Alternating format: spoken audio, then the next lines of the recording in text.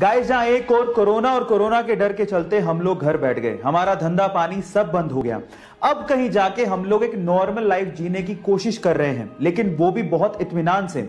वहीं दूसरी ओर अक्षय कुमार इसी कोरोना काल में एक फिल्म शुरू करते हैं और उसे खत्म करके भी आ जाते हैं। जी हां गाइस, अक्षय कुमार की फिल्म बेल बॉटम दुनिया की ऐसी पहली फिल्म बन गई है जिसकी शूटिंग कोरोना काल में ही शुरू की गई और कोरोना काल में ही इसकी शूटिंग खत्म भी कर दी गई। Oh my God!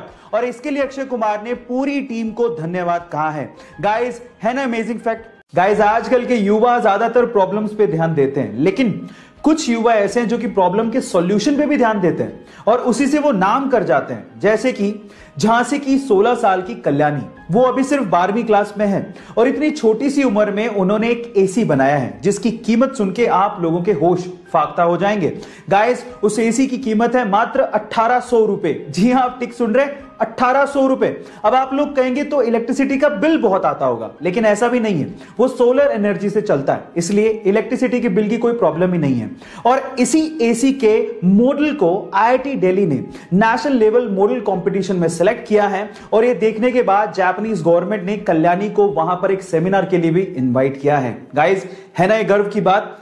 हमारे सरकारी तंत्र में घूसखोरों का क्या परमानेंट इलाज है ये तो मुझे पता नहीं, लेकिन यूपी के बस्ती जिले के किसानों से जब वहां के सरकारी कर्मचारियों ने घूस मांगी तो उसके बाद जो किसानों ने सबक सिखाया वो आप लोगों को जरूर सुनना चाहिए।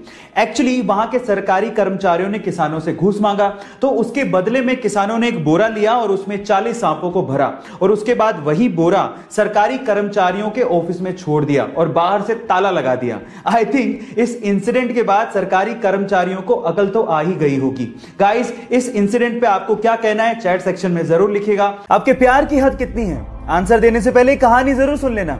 यह बात 1970 की, जब स्वीडन से आई एक टूरिस्ट से एक इंडियन आर्टिस्ट को पहली नजर में प्यार हो गया। उसके बाद वो एक दूसरे को डेट करने लगे और फिर शादी हो गई, लेकिन कुछ कारणों की वजह से उस लड़की को वापस अपने देश लौटना पड़ा। लेकिन उस लड़के ने कहा था कि हम लोग एक दिन फिर से मिलेंगे।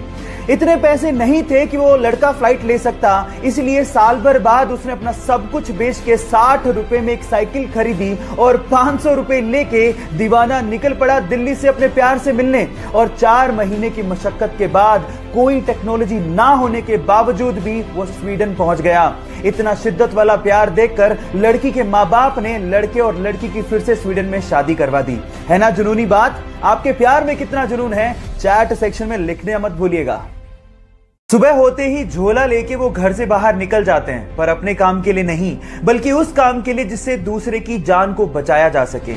वो पेशे से डॉक्टर नहीं है, लेकिन जिसकी जान बच जाती है उसके लिए वो भगवान से कम भी नहीं है। सुबह होते ही झोला लेके वो गलियों में निकलते हैं और लोगों से अपील करते हैं कि उनके घर में अगर कोई अनयूज्ड मेडिसिन है तो उसे वो डोनेट कर दें। फिर उन मेडिसिन को इकट्ठा करके वो जरूरतमंदों को और गरीबों को फ्री में बांटते हैं। लोग प्यार से उन्हें मेडिसिन बाबा के नाम से जानते हैं। है ना बड़ी बात? तो इंसानियत की इतनी बड़ी मिसाल देने वाले ओमकार नाथ शर्मा जी को मेरा सलाम। 14 मार्च इतिहास का सबसे रहस्यमय डेट है। अब ऐसा क्यों? क्योंकि इसी दिन एक महान वैज्ञानिक अल्बर्ट आइंस्टाइन का जन्म हुआ था और इसी दिन एक महान वैज्ञानिक स्टीफन हॉकिंग्स की मृत्यु हुई थी। अब आप लोग कहेंगे कि इसमें क्या खास बात है? खास बात है क्योंकि 14 मार्च को ही 1:59 पे हम लोग पाई डे बनाते हैं। अब पाई क्या है? पाई एक रहस्यमयी गणित का नंबर है जिसके बिना स्पेस और साइंस की बहुत सारी डिस्कवरीज अधूरी हैं। अब आप नंबर पे गौर करिएगा। मार्च तीसरा महीना, उसके बाद डेट है 14 और टाइम है 1:59, यानी कि 3.14159। आपने पाई का वैल्यू दशमलव के बाद 5 स्थानों तक याद कर लिया। इससे रहस्यमयी और मोटिवेटिंग चीज क्या हो सकती है?